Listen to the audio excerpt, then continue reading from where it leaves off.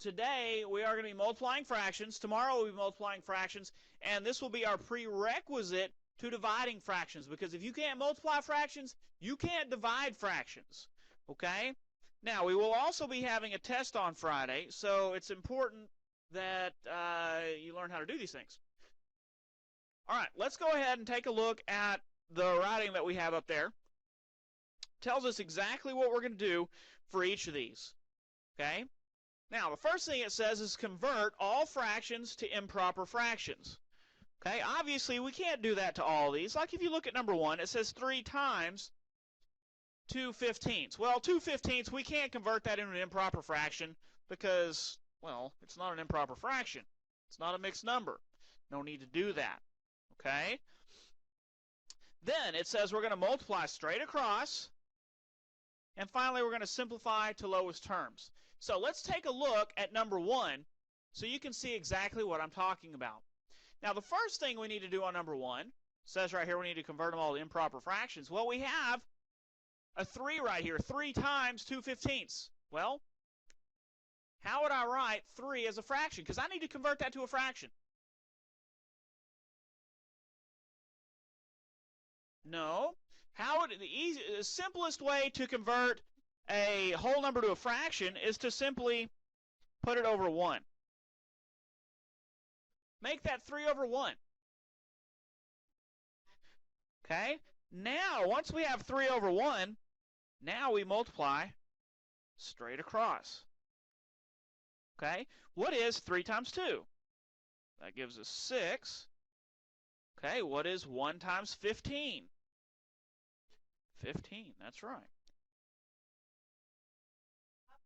Okay, so we end up with 6 over 15, which is my answer. Oh, yes, I do have to simplify. That is my last step. So what number goes into both 6 and 15? Yeah, because 3 goes into both those, so I know that I can divide both the top and the bottom by 3. Okay, so 6 divided by 3 is 2. 15 divided by 3 is 5. So my answer in simplest terms or lowest terms is going to be 2/5. It's that simple. Well, anytime I want to change a whole number into a fraction, I simply put it over 1. Okay, that's the easiest way to do that. Like over here on number 3, I'm going to put 8 over 1 to convert that into a fraction. And I'll do that here in just a moment whenever we get over to number 3. Okay, great. Let's take a look at number 2. Number 2 doesn't have any whole numbers for me to deal with. On this one, I'm simply going to multiply straight across. Okay, what's 3 times 1? What's 4 times 2? Now, I need to simplify that. What number goes into both 3 and 8? Well, the only number that goes both 3 and 8 is 1, so that is in lowest terms. Now, it's that simple, okay? We don't have to do a whole a lot to that one, okay? But some of them do get a little bit more difficult. Okay, questions on 1 and 2 so far? No? All right, then let's take a look at number 3. Now, like I said, the first thing we have to do is we have to convert these all to improper fractions. Well, to convert 8 into a fraction, that's simple enough. We just put it over 1. But now I need to change 2 3/4 into an improper fraction. Well, how do we do that? Well, we're going to do that by doing something that I like to call the popcorn method.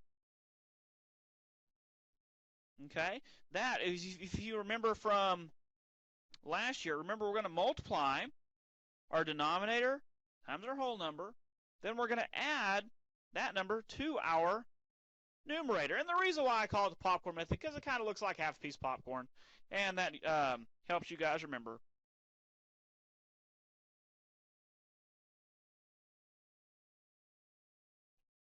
Okay, so what is 2 3/4 going to become? Yeah, 4 times 2 is 8, plus 3 is 11, and our denominator stays the same. So it would be like 8 over 1 times 11 over 4.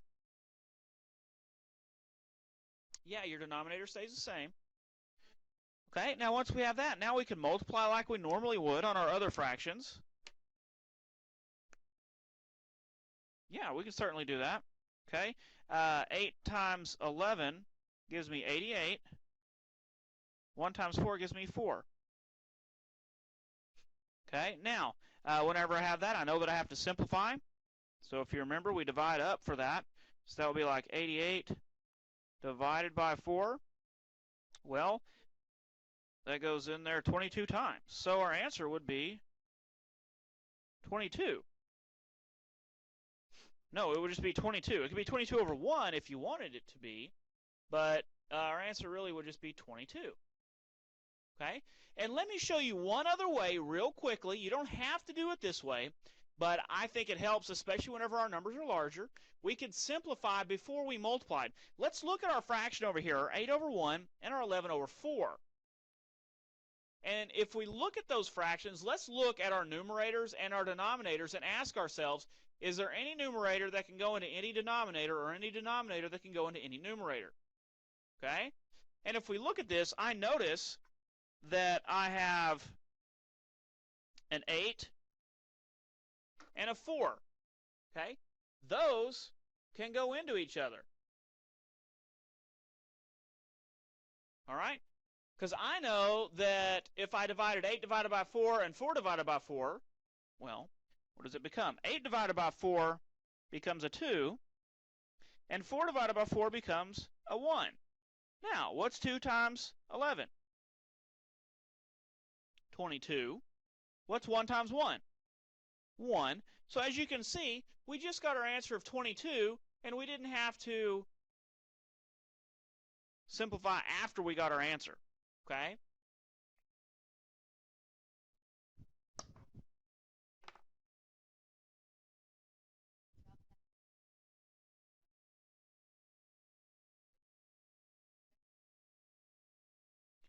Now, on this one right here, the reason why the 4 went away is because it went into 88 evenly.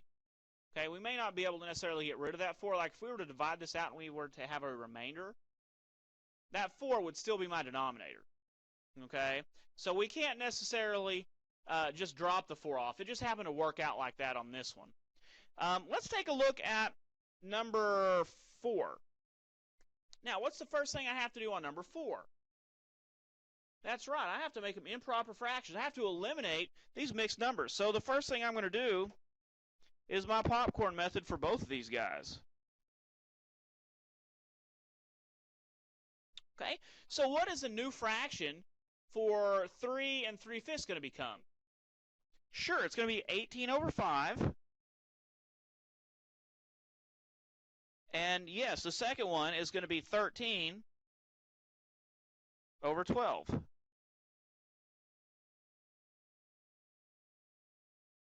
Now, this one right here is the perfect example of one that we could simplify before we multiply. Now, the reason why I say that is because our numbers are pretty large, okay? Because I don't really know off the top of my head what 18 times 13 is, because those are big numbers. Now, is there any number on the top that can go into any number on the bottom or vice versa? There's no number that can go in exactly, but if we look, we have a number 12 right here, and we have the number 18. Now, what number can go into each of those?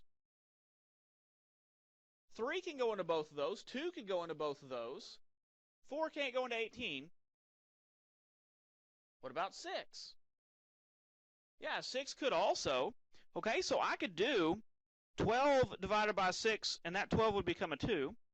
And I could do 18 divided by 6, and that 18 would become a 3. Now my multiplying is much easier, because 3 times 13 is 39. 5 times 2 is 10. That's way easier than 18 times 13. Now, once I have that, this is what you were asking me a moment ago. Can I just get rid of the 10? No, I can't. I have to divide up to simplify that. Okay, so I know that 10 goes into 39 3 times, which gives me a leftover of 9. So I have to put that remainder over the number that I divided by. So that would be 3 and 9/10. So my answer for that one would be 3 and 9/10 as my overall answer. Okay, so as you can see, that's not terribly difficult. Just remember your popcorn method on those mixed numbers.